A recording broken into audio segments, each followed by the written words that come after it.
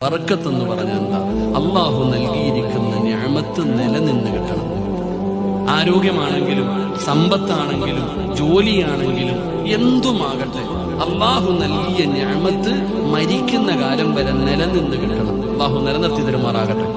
ഒരാൾക്ക് വീടുണ്ട്, പണമുണ്ട്, കാറുണ്ട്, അധികാരമുണ്ട്, ഭാര്യയുണ്ട്, മക്കളുണ്ട്, കൊട്ടാരം പോലെയുള്ള വീടുണ്ട്. ആ മനുഷ്യന് ആരോഗ്യമില്ല. ഇത് കിട്ടിയിട്ട് വല്ല കാര്യമുണ്ടോ?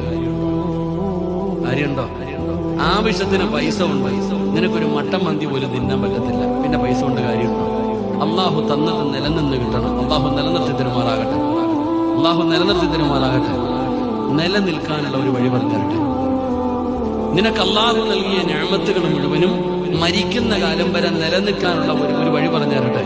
സൂറത്തുൽ കഹ്ഫിനകത്ത് അള്ളാഹു രണ്ട് ചെറുപ്പക്കാരുടെ കഥ പറയുന്നുണ്ട്.